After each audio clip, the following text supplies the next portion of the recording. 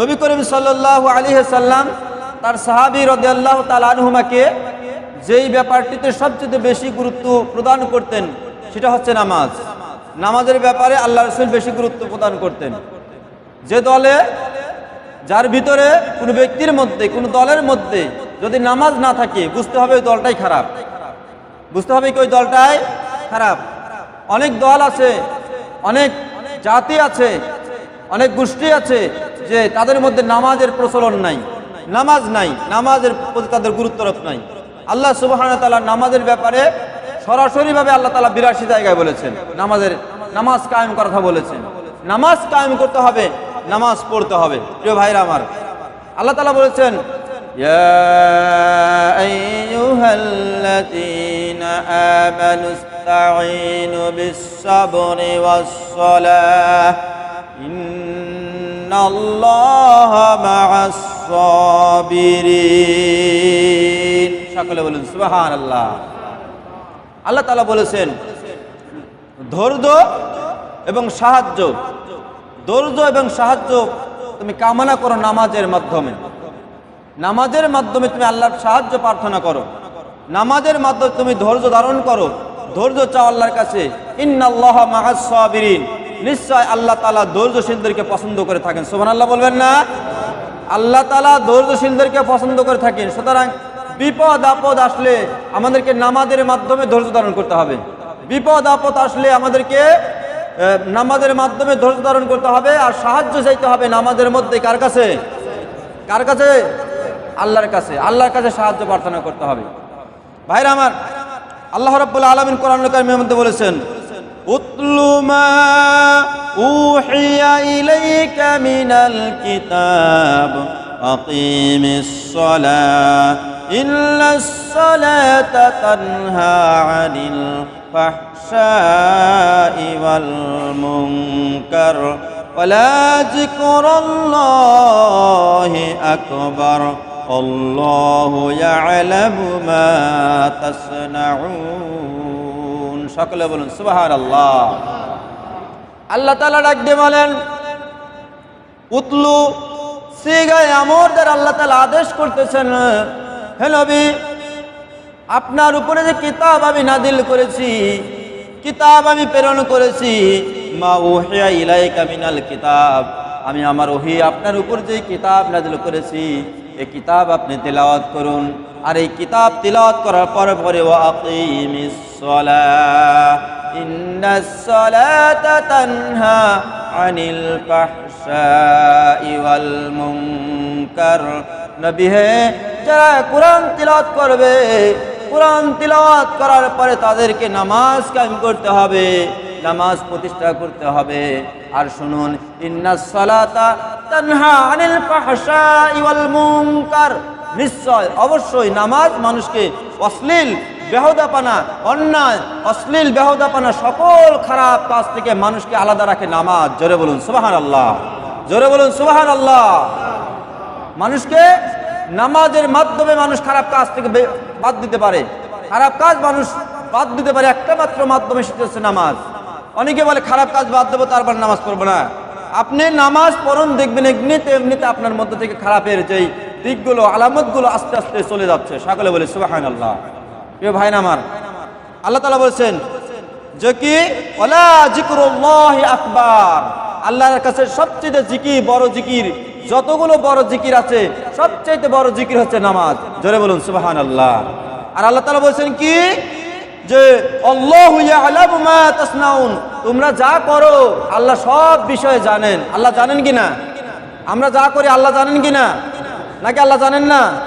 আল্লাহ জানেন। আল্লাহ এই বাক্যটুকু দ্বারা আল্লাহ তাআলা বুঝাচ্ছেন যে আমরা যে সমস্ত কাজ কাম করি না কেন প্রত্যেকটা বিষয় আল্লাহ তাআলা জানেন। নামাজটা কে কতটুকু গুরুত্ব দিয়ে আমরা নামাজ পড়তে পারতেছি এটাও আল্লাহ তাআলা জানেন। জানেন কিনা? জানেন। প্রিয় ভাইরা আমার, নবী করিম সাল্লাল্লাহু আলাইহি ওয়াসাল্লাম সাহাবা রাদিয়াল্লাহু তাআলা আনহুকে নামাজের প্রতি বেশি গুরুত্ব দিতেন। কেউ যত নামাজ কাজা করতে না পারে তার তাগিদ প্রদান করতেন। কোনো সাহাবী নামাজ কাজা করেন নাই, কোনো সাহাবী নামাজ কাজা করেন নাই। প্রিয় ভাইরা আমার, আল্লাহ রাব্বুল আলামিন কোরআনুল কারীমের মধ্যে বলেছেন, ইন্নাল্লাযীনা ইয়াতলুনা কিতাবাল্লাহি ওয়া আকামুস সালাতা ওয়া আনফাকু মিম্মা রাযাকনাহুম সিররাও ওয়া আলানিয়াত ইয়ারজুনা তিজারাতান লান তাবুরা। সকলে বলুন সুবহানাল্লাহ। এ ভাইরা আমার, আল্লাহ রাব্বুল আলামিন বলেন, যারা কিতাব তিলাওয়াত করে, নিশ্চয় যারা কিতাব অধ্যয়ন করে, তিলাওয়াত করে, আর যারা নামাজ কায়েম করে, দুইটা শব্দ আল্লাহ তাআলা বলেছেন। এক নম্বর হলো যারা কিতাব তিলাওয়াত করে, আর যারা নামাজ কাজা করে, নামাজ কাজা করে না, নামাজ তারা আদায় করে। আর তাদেরকে আমি যে রিজিক দিয়েছি, এই রিজিক থেকে গোপনে দান করে, প্রকাশ্যে দান করে। এরা এমন একটা ব্যবসার সাথে এই ব্যক্তিগুলো জড়িত রয়েছে যে ব্যবসার মধ্যে এক চুল পরিমাণ লোকসান হওয়ার কোনো সম্ভাবনা নাই। জোরে বলুন সুবহানাল্লাহ। এক চুল পরিমাণ লোকসান হওয়ার কোনো সম্ভাবনা নাই। তারা কিতাব তিলাওয়াত করে, নামাজ কায়েম করে, এবং তাদেরকে আল্লাহ তাআলা যে রিজিক দিয়েছেন, এই রিজিক থেকে প্রকাশ্যে এবং গোপনে দান করে। তারা এমন একটা ব্যবসার সাথে জড়িত হয়ে গেছে যে ব্যবসায় কোনো লস নাই, যে ব্যবসায় কোনো লস যাওয়ার কোনো সম্ভাবনা নাই। জোরে বলুন সুবহানাল্লাহ। প্রিয় ভাইরা আমার, নবী করিম সাল্লাল্লাহু আলাইহি সাল্লাম বলেন, সাহাবীরা শোনো, তোমাদের বাড়ির পাশ দিয়ে যদি একটা নদী বহমান থাকে, একটা নদী যদি তোমাদের বাড়ির পাশ দিয়ে যায়, আর এই নদী থেকে তোমরা যদি প্রত্যেক দিন 5 বার হাত দো, মুখ দো, তোমাদের নাক দো, তাহলে কি তোমাদের শরীরে কোনো ময়লা আবর্জনা থাকবে? সাহাবীরা বলল, না ইয়া রাসূলুল্লাহ, যেহেতু 5 বার যদি হাত দুই, পা দুই, মুখ দুই, তারপরে মাথা মাসে করি ইত্যাদি, আমরা যদি পরিষ্কার পরিচ্ছন্ন হই, তাহলে আমাদের শরীরে আর কোনো ময়লা আবর্জনা থাকে না। চিৎকার মেরে বলুন সুবহানাল্লাহ। আল্লাহ রাসূল বলেন, সাহাবীরা শোনো, এই নামাজটা হলো এত গুরুত্বপূর্ণ একটা ইবাদত। যে ব্যক্তি নামাজ পড়বে, যে ব্যক্তি পাঞ্জেগেরা নামাজ পড়বে, ওই ব্যক্তি ওই দিনকার জন্য গুনাহ থেকে মুক্ত পেয়ে যাবে, তার আর কোনো গুনাহ থাকবে না। চিৎকার মেরে বলুন সুবহানাল্লাহ। অর্থাৎ আপনি যদি প্রত্যেকদিন 5 বার নামাজ পড়েন, 5 বার যদি আপনি ফজর, জোহর, আসর, মাগরিব, ঈশা, এই 5 ওয়াক্ত নামাজ যদি আপনি নিয়মিত আদায় করেন, দেখবেন আপনার থেকে এমনিতে গুনাহ অনেক দূরে চলে গেছে। যদিও যতটুকু হয়, আপনি প্রত্যেকবার নামাজ পড়ে পড়ে আল্লাহর কাছে পানা চাইবেন, দেখবেন আল্লাহ তাআলা ওই দিনকার জন্য আল্লাহ তাআলা আপনার গুনাহ মাফ করে দেবেন। জোরে বলুন সুবহানাল্লাহ। প্রিয় ভাইরা আমার, সুতরাং নামাজ পড়া দরকার আছে না নাই? চিৎকার মেরে বলুন, আছে না দরকার? আছে। আমরা অনেকেই নামাজ পড়ি না, নামাজ কাজা করি। আমরা নামাজটার প্রতি বেশি গুরুত্ব প্রদান করব। নামাজ আমরা কেউ ছাড়বো না ইনশাআল্লাহ। ভাইরা আমার, আল্লাহ তাআলা বললেন, ওয়া আকিমিস সালাতা ওয়া আতুজ যাকাতা ওয়ারকাউ মা'আর রাকিঈন। নামাজ কায়েম করো। নামাজ কায়েম করা মানে কি? আমরা তো সবাই বলি নামাজ কায়েম করা, না কায়েম করা। নামাজ কায়েম করা মানে কি? নামাজ কায়েম করা হতো আপনি নিজে নামাজ পড়বেন, সমাজের প্রত্যেকে নামাজ পড়বে, রাষ্ট্রের মুসলমান যারা তারা প্রত্যেকে নামাজ পড়বে। যদি রাষ্ট্রের প্রত্যেকটা লোক নামাজ পড়ে, সমাজের প্রত্যেকটা লোক যদি নামাজ পড়ে, বাড়ির প্রত্যেকটা লোক যদি নামাজ পড়ে, তাহলে বুঝতে পারবেন এই নামাজটা প্রতিষ্ঠিত হয়ে গেছে। যেমন আমাদের সমাজে আমরা যে প্যান্ট পরি বা লুঙ্গি পরি, আমরা কেউ উলঙ্গ অবস্থায় কেউ আমরা ঘোরাফেরা করি না। ছোট্ট বাচ্চা আর পাগল যারা, তারা ব্যতীত আমাদের যাদের বয়স হয়েছে, আমরা যারা বুঝবান, আমরা কেউ উলঙ্গ অবস্থায় ঘুরি না। তাহলে বুঝতে হবে আমাদের সমাজের লুঙ্গিটা বা এই পর্দাটা যেটা আমাদের ফরজ ঢেকে রাখে, এটা কায়েম রয়েছে, সবাই পড়ি আমরা। কিন্তু নামাজটা কি আমাদের সমাজে এখনো কায়েম হয়েছে? কথা আসতে পারবেন কেন? নামাজ কি কায়েম হয়েছে? নামাজ কায়েম হয় নাই। বাড়িতে যদি 10 জন লোক থাকে, 1 জন লোক নামাজ পড়ে। বাড়িতে যদি 20 জন লোক থাকে, 3 জন লোক নামাজ পড়ে, আর নামাজ পড়ে না, নামাজের খবর নাই। আমাদের সবচেয়ে দুর্বলতা হলো আমরা নিজেরা জাহান্নামের আগুন থেকে বাঁচতে চাই, অপরকে আমরা জাহান্নামের আগুন থেকে বাঁচতে চাই না। প্রিয় ভাইরা আমার, কিন্তু আল্লাহ রাসূলের কথাইটা ছিল না। নবী করিম সাল্লাল্লাহু আলাইহি ওয়াসাল্লাম নিজে জাহান্নামের আগুন থেকে বেঁচেছেন, এবং সাহাবী রাদিয়াল্লাহু তাআলা আনহুমা তাদেরকেও ইসলামের দিকে আহ্বান করে, তাদেরকে ইসলামের দিকে নিয়ে এসে তাদেরকেও জাহান্নামের আগুন থেকে বাঁচিয়েছেন। জোরে বলুন সুবহানাল্লাহ। প্রিয় ভাইরা আমার, আল্লাহ রাব্বুল আলামিন বলেন, আল্লাযীনা ইম্মাক্কানাহুম ফিল আরদি وأقاموا الصلاة وآتوا الزكاة وأمروا بالمعروف ونهوا عن المنكر ولله عاقبة الأمور ولله عاقبة الأمور আল্লাহ তাআলা বলেন আল্লাযীনা যারা ইম্মাক্কান্না ফিল আরদ জমিনে যারা ক্ষমতাধর যাদেরকে আমি ক্ষমতায় বসাই তাদের কাজ রয়েছে আকামুস সালাহ তারা নামাজ কায়েম করবে ওয়াতুজ যাকাত যাকাত প্রদান করবে ওয়ামুরু বিল মারুফ আর তারা সৎ কাজের আদেশ দিবে ওয়া নাহু আনিল মুনকার আর তারা অসৎ কাজ থেকে নিষেধ করবে কথাগুলো কার কথা আল্লাহর কথা তাহলে যারা গভর্নমেন্টে থাকবে সরকারের দায়িত্বে যারা থাকবে প্রাইম মিনিস্টার থেকে শুরু করে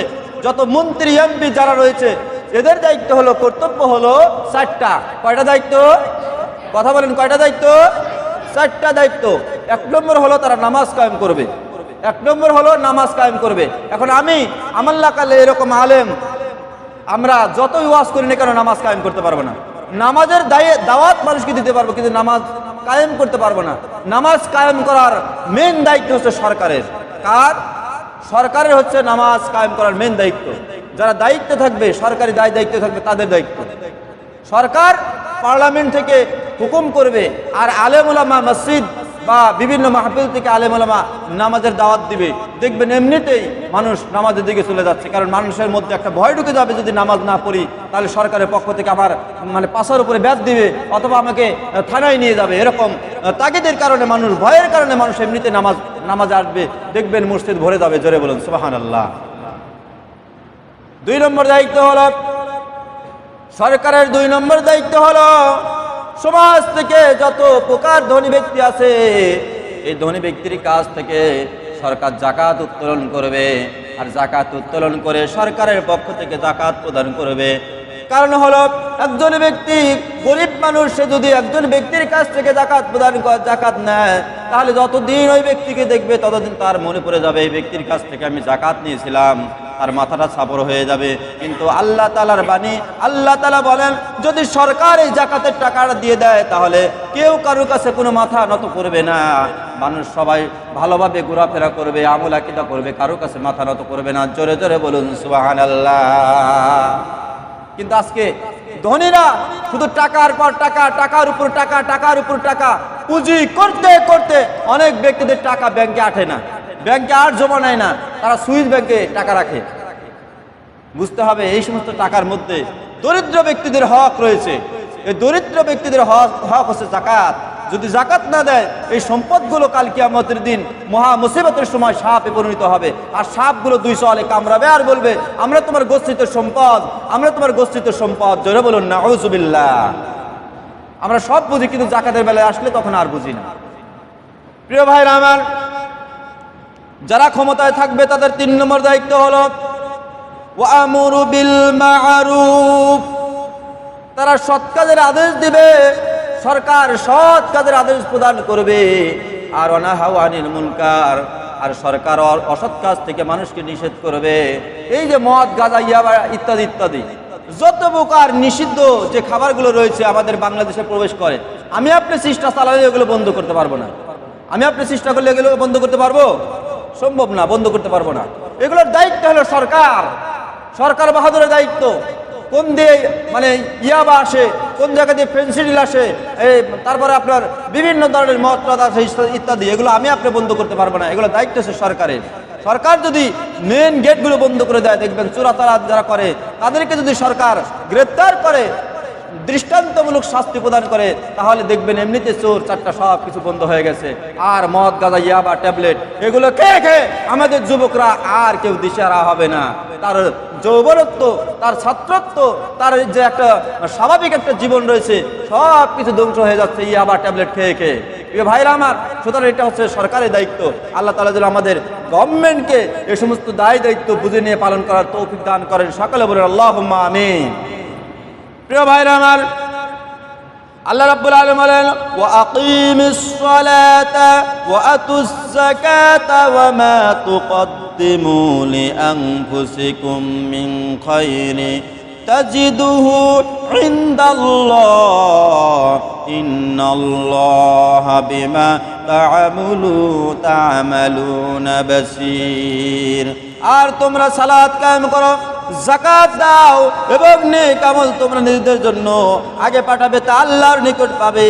অর্থাৎ তোমরা নামাজ কায়েম করো, যাকাত প্রদান করো, আর তোমরা ভালো ভালো যে কাজগুলো করো, এই ভালো ভালো কাজগুলো তোমরা আগে আগে করো, আগে আগে করেই তোমরা আল্লাহর কাছে পাঠাও, এগুলো তোমরা কাল কিয়ামতের দিন পেয়ে যাইবা। জোরে জোরে বলুন সুবহানাল্লাহ। আমরা অনেকেই বলি নামাজ এখনই পড়বো কেন, নামাজ আমরা পরে পড়বো, আর একটু দেরিতে নামাজ পড়বো, এখন আমাদের নামাজ পড়া দরকার নাই। কিন্তু আল্লাহ বললেন তোমরা ভালো ভালো যে কাজগুলো, এই ভালো ভালো কাজগুলো তোমরা আগে আগে করো, আগে পাঠাও, কারণ আগামী কালকে তুমি বাঁচবা। এর কোনো গ্যারান্টি আমাদের আছে ভাইয়েরা আমার? এর কোনো গ্যারান্টি আছে? এর কোনো গ্যারান্টি নাই। আল্লাহ তাআলা তাই বলে তোমরা আগে আগে পাঠাও, যা পাঠাও না গেল একচুল পরিমাণ জিনিসও যদি তোমরা ভালো কাজ পাঠাও, এটাও তোমরা পেয়ে যাইবা। জোরে বলুন সুবহানাল্লাহ। প্রিয় ভাইরা আমার, আল্লাহর নবী হযরত আলী রাদিয়াল্লাহু তাআলা আনহুকে ডাক দিলেন, আলী তুমি কোথায়? হযরত আলী বললেন, লাব্বাইকা আসাদাইকা ইয়া রাসূলুল্লাহ, এই তো আমি আপনার কাছে উপস্থিত। আল্লাহর নবী আবার কিছুক্ষণ পরে ডাক দিলেন, আলী তুমি কোথায়? হযরত আলী রাদিয়াল্লাহু তাআলা আনহু বলেন, ইয়া রাসূলুল্লাহ, ইয়া হাবিবাল্লাহ, এই তো আমি আপনার কাছে উপস্থিত, কি বলবেন? আল্লাহর নবী আবার কিছুক্ষণ পরে ডাক দিয়ে বললেন, আলী তুমি কোথায়? হযরত আলী বললেন, ইয়া রাসূলুল্লাহ, ইয়া হাবিবাল্লাহ, এই তো আমি আপনার কাছে উপস্থিত। চিৎকার মেরে বলুন সুবহানাল্লাহ। আল্লাহ রাসূল যে কথা তিনবার বলতেন, বুঝতে হবে ওই কাজটা বেশি গুরুত্ব ছিল। আল্লাহ রাসূল গুরুত্বপূর্ণ কাজ কয়বার বলতেন? কথা আসতে বলেন কেন? কয়বার বলতেন? তিনবার বলতেন। আল্লাহ রাসূল আলীকে তিনবার ডাক দিলেন। সাহাবীরা বুঝতে পারলো যে আল্লাহ রাসূল যে কথাটা বলবে, এই কথাটার ওয়েট বা কথাটার গুরুত্ব, মানে কথাটার যে ওজন কম না, অনেক ওজন। সুতরাং সাহাবীরা কান পেতে শুনলেন। আল্লাহ রাসূল বলেন, আলী আলী, সাবধান সাবধান, আজকের আমল তুমি আজকেই করে ফেলো রে আলী, আজকের আমল তুমি আগামী কালকের জন্য রেখে দিও না, কারণ আগামী কালকে তুমি বাঁচবা, এর কোনো সিওরিটি নাই, এর কোনো নিশ্চয়তা নাই। সুতরাং আজকের আমল তুমি আজকেই করে ফেলো। জোরে জোরে বলুন সুবহানাল্লাহ। আজকের আমলটা তুমি আজকেই করে ফেলো। অনেকে বলে যে আমরা কেবল যুবক মানুষ, কেন নামাজ পড়বো, পরে নামাজ পড়বো, বুড়ো দূর হইলে তখন নামাজ পড়বো না। ভাই, আপনি যে বাঁচবেন আগামী কাল পর্যন্ত আপনি গ্যারান্টি দিতে পারবেন না, আপনি গ্যারান্টি দিতে পারবেন না। সুতরাং আপনি নামাজটা আদায় করুন, নামাজটা গুরুত্বতার সহিত আদায় করুন। আল্লাহ আমাদেরকে সকলকে তৌফিক দান করুন, সকলে বলুন আমিন। ভাইরা আমার, আল্লাহ এবারে বাতলে দিলেন কিভাবে নামাজ পড়বো। নামাজ পড়ার আগে আমাদের কি কি কাজ রয়েছে আল্লাহ সেটাও জানিয়ে দিলেন। আল্লাহ বললেন, ইয়া আইয়ুহাল্লাযীনা আমানু ইযা কুমতুম ইলাস সালাহ ফাগসিলু ওয়ুজুহাকুম ওয়া আইদিকুম ইলাল মারফিকি ওয়ামসাহু বিরুসিকুম ওয়া আরজুলাকুম ইলাল কা'বাইন। জোরে জোরে বলুন সুবহানাল্লাহ। আমার আল্লাহ ডাক দিয়ে বলেন, হে মুসলমান, হে ইমানদাররা, যখন তোমরা নামাজের জন্য যখন তোমরা দণ্ডায়মান হও, নামাজের জন্য যখন তোমরা দাঁড়িয়ে যাও, তখন তোমরা চারটি কাজ করো। কয়টি কাজ? কথা আসতে বলেন কেন? কয়টি কাজ? চারটি কাজ করো।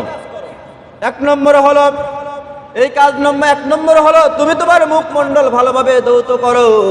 তুমি তোমার মুখমণ্ডল সুন্দর করে ধৌত করো।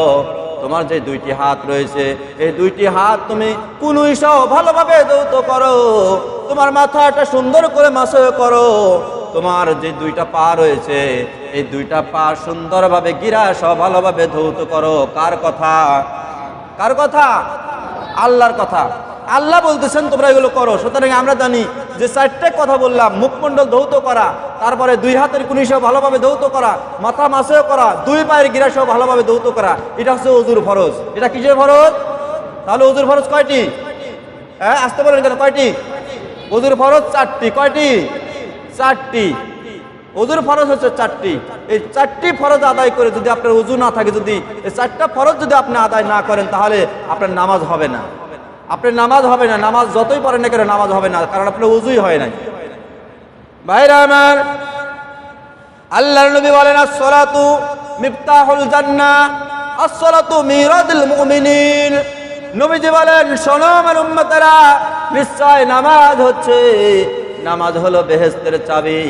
যারা নামাজ পড়বে তারা বেহেশতের চাবি পেয়ে যাবে, আর যারা নামাজ পড়বে না তারা বেহেশতের চাবি পাবে না। কাল কিয়ামতের দিন আল্লাহ রাব্বুল আলামিন ডাক দিয়ে বলবে, বান্দারা কারা কারা নামাজ পড়েছো, কোন কোন ব্যক্তিরা নামাজ পড়েছো? সবাই বলবে আমরা নামাজ পড়েছি। আল্লাহ বলবেন, তোমরা সিজদা কর, তোমরা রুকু করো।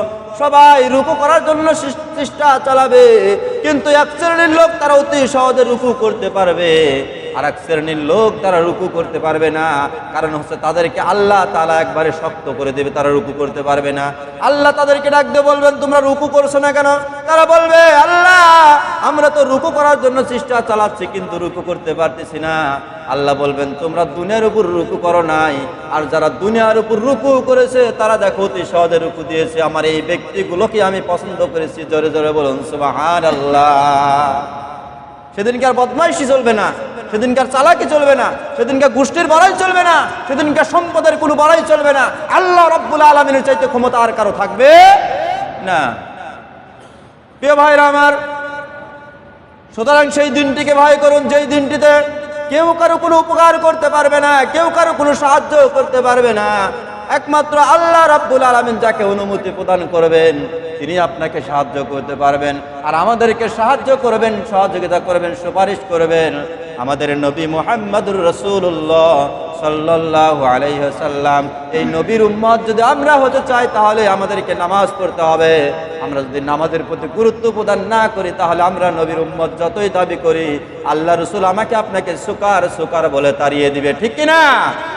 আমাদেরকে সুকার সুকার বলে তাড়িয়ে দিবে, চলে যাও, তোমরা আমার কেউ না, তোমরা আমার কেউ না। আমার ভাইরা, আল্লাহ রাব্বুল আলামিন ডাক দিয়ে বলেন, শোনো এই নামাজটা কত গুরুত্বপূর্ণ।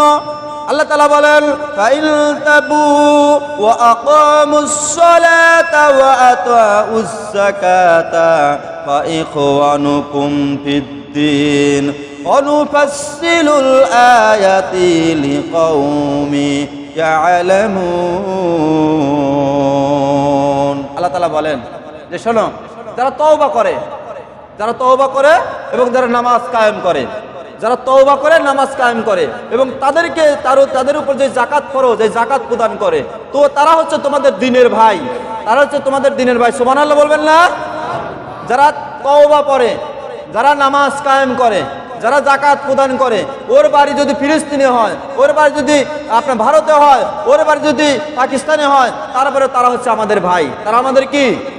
তারা আমাদের ভাই, দ্বীনের ভাই। রক্তের ভাইয়ের চাইতে দ্বীনের ভাই সবচেয়ে গুরুত্বপূর্ণ, রক্তের ভাইয়ের চাইতে দ্বীনের ভাই সবচেয়ে আপন। এ ভাইরা আমার, সুতরাং এখানে তিনটি কথা বলেছেন। এক নম্বর, যারা তওবা করে, আমরা সবাই তওবা করবো ইনশাআল্লাহ। আমরা সবাই তওবা করবো, কারণ আমি আপনি গুনাহ করেছি, কত গুনাহ করেছি এর কোনো সীমা নাই, কত গুনাহ করেছি এর কোনো গুনতির বাইরে, অনেক গুনাহ করেছি, পাহাড়কে পাহাড় আমরা গুনাহ করেছি। তওবা কবুল করার মালিক কে? আল্লাহ। কিন্তু তওবা করার মতো তওবা করতে হবে, তওবা করার মতো তওবা করতে হবে। আমরা অনেকেই তওবা করি না, বলি যে কি আমি গুনাহ করিনি, তওবা করবো কেন? আল্লাহ রাসূল সাল্লাল্লাহু আলাইহি ওয়াসাল্লামের আগের গুনাহ মাফ, পরের গুনাহ মাফ। তারপরে নবীজি বলেছেন, আমি প্রত্যেকদিন ৭০ বার তওবা করেছি। সুবহানাল্লাহ বলবেন না? আল্লাহ রাসূল অপর হাদিসে বলেছেন, শোনো তোমরা তওবা করো, কারণ আমি রাসূল নিজে প্রত্যেকদিন ১০০ বার তওবা করে থাকি। জোরে বলুন সুবহানাল্লাহ। আর আমি এমন কি হয়েছি যে আমি তওবা করি না?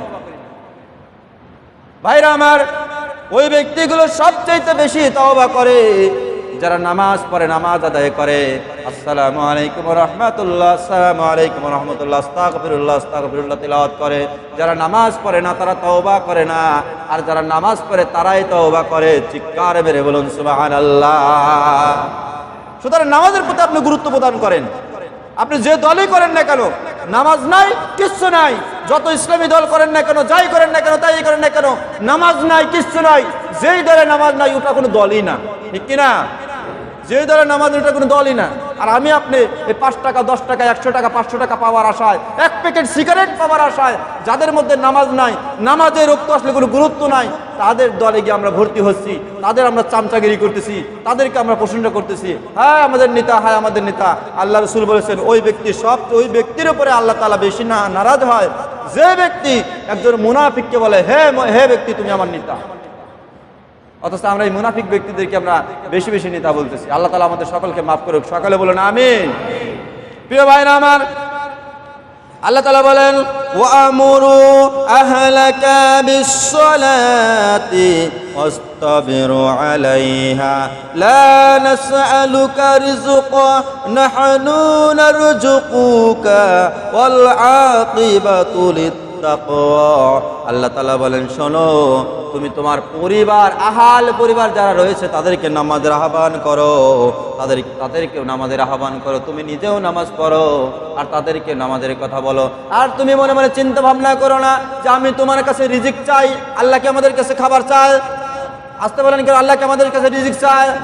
আল্লাহ বলেন না, আমি তোমাদের কাছে রিজিক চাই না, বরং আমি তোমাদেরকে রিজিক প্রদান করে থাকি। চিৎকার মেরে বলুন সুবহানাল্লাহ। ভাইরা আমার, আল্লাহ রাসূল বলেছেন শোনো, তোমাদের বাচ্চাদের সন্তানদের বয়স যখন 7 বছরে পদার্পণ করবে তাদেরকে নামাজের কথা বলো, তাদেরকে নামাজের আহ্বান করো। তারা যদি নামাজ না পড়ে তারপরেও তুমি তাদেরকে নামাজের কথা বলো।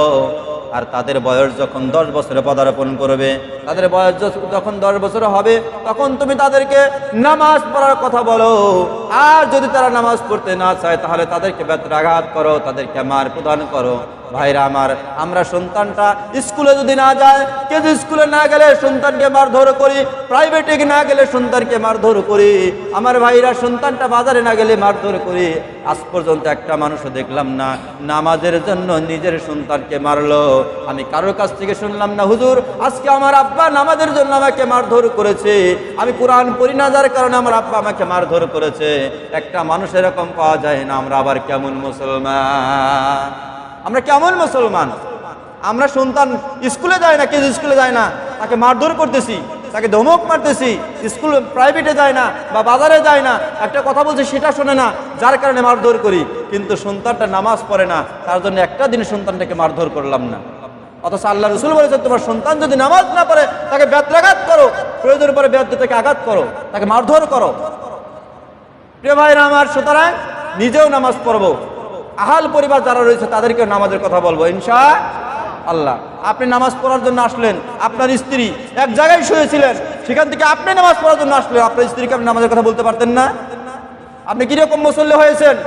আপনি সাদা পাঞ্জাবি টুপি পরে আপনি নামাজ পড়ার জন্য আসলেন, আপনার স্ত্রীকে, আপনার সন্তানকে, আপনার মাকে, আপনার বাবাকে, চাচাকে আপনি নামাজের কথা বলতে পারতেন। আপনার বলার দায়িত্ব আপনি বলেন। আর তারা পড়ুক চাই না পড়ুক, কালকে কিয়ামতের দিন আপনাকে আসামি করতে পারবে না। আল্লাহ আমাদেরকে সকলকে তৌফিক দান করে, সকলে বলেন আমিন। প্রিয় ভাইরা আমার, আল্লাহ তাআলা বলেন আকিমিস সালাতা লিদুলুকিশ শামসি ইলা গাসাকিল লাইলি ওয়া কুরআনাল ফাজর ইন্না কুরআনাল ফাজরি কানা মাশহুদা। আল্লাহ তাআলা বলেন যখন সূর্যটা ঢলে পড়ে, যখন সূর্য হেলে পড়ে, এখানে মুফাসসির ইকরামগণ কেউ বলেছেন এই যে সূর্য ঢলে পড়ে, এই ঢলে পড়ার পর থেকে অর্থাৎ জহর নামাজ বুঝিয়েছেন। জহর নামাজ থেকে শুরু করে রাত্রি যখন অন্ধকার হয়ে যায়, অর্থাৎ ঈশা নামাজ পড়ে রাত্রি অন্ধকার হয়ে যায়, তাহলে জহরের নামাজ, আসরের নামাজ, মাগরিব নামাজ, ঈশা নামাজকে বুঝিয়েছেন। আর আল্লাহ তাআলা বলেছেন শোনো তোমরা ফজর নামাজে বেশি বেশি কোরআন তিলাওয়াত করো, কারণ ফজর নামাজে যারা কোরআন তিলাওয়াত করে কোরআন তাদের জন্য সুপারিশ করবে। জোরে বলুন সুবহানাল্লাহ। ভাইরা আমার, আল্লাহ তাআলা বললেন ইয়া আইয়ুহাল্লাযীনা আমানু ইযা নুদিয়া লিস-সালাতি মিন ইয়াউমিল জুমআ ফাসআউ ইলা যিকরিল্লাহ ওয়া যারুল বাই'a যালিকুম খায়রুল লাকুম ইন কুনতুম তা'লামুন। জোরে জোরে বলুন সুবহানাল্লাহ। আল্লাহ তাআলা বললেন যখন তোমাদের জন্য জুমার নামাজের আযান প্রদান করা হয়, যখন জুমার নামাজের জন্য তোমাদেরকে আহ্বান করা হয়, তোমরা তখন সকল প্রকার ক্রয় বিক্রয়, বেচা কিনা, কাজকর্ম যা কিছু আছে সব কিছু বাদ রেখে তোমরা নামাজের জন্য দৌড়াও। এই নামাজকে জুমার নামাজের সাথে তুলনা করে জুমার নামাজের কথা বলা হয়েছে। জুমার নামাজ যখন আযান দেওয়া হবে আর কোনো কাজ কাম চলবে না, সব কিছু হারাম। কার কথা? কার কথা? আল্লাহর কথা। আমরা মুসল্লি যখন আযান দেয় তখন লুঙ্গি একটা কাঁধের উপর ফালা, তারপর যাই গোসল করার জন্য না। যখনই আজান হবে সব কাজ কাম বাদ রেখে মসজিদে আসতে হবে। কার কথা? আল্লাহর কথা। আল্লাহ তাআলা রব্বুল আলামিন কোরআনুল কারিমের মধ্যে বললেন, فَإِذَا قُضِيَتِ الصَّلَاةُ فَانتَشِرُوا فِي الْأَرْضِ وَابْتَغُوا مِنْ فَضْلِ اللَّهِ وَاذْكُرُوا اللَّهَ كَثِيرًا لَعَلَّكُمْ তুফলিহুন। যখন তোমরা নামাজ শেষ করো বান্দা, তোমাদেরকে শুধু নামাজের কথাই বলা হয় নাই, যখন তোমরা নামাজ শেষ করো, নামাজ শেষ করার পরে তোমরা মাঠে ছড়িয়ে যাও, তোমরা তোমাদের রিজিক উন্বেষণ করো, তোমরা রিজিকগুলো খুঁজতে থাকো, আশা করা যায় তোমরা সফল কাম হতে পারবা। জোরে বলুন সুবহানাল্লাহ। সুতরাং আমাদেরকে নামাজ পড়া দরকার আছে না নাই? নামাজ পড়া দরকার আছে না নাই? যারা নামাজ পড়ে তাদের সাথে থাকবো, যারা নামাজ পড়ে না তাদের সাথে থাকবো না ইনশাআল্লাহ। যারা রুকু করে তাদের সাথে থাকবো, যারা রুকু করে না তাদের সাথে থাকবো না ইনশাআল্লাহ। আল্লাহ তাআলা আমাদের সকলকে পাঁচ ওয়াক্তের নামাজ জামাতের সহিত আদায় করার তৌফিক দান করুক। সকলে বলুন আমিন। আমা আলাইনা ইল্লাল বালাগ। আসসালামু আলাইকুম ওয়া রাহমাতুল্লাহি ওয়া বারাকাতুহু।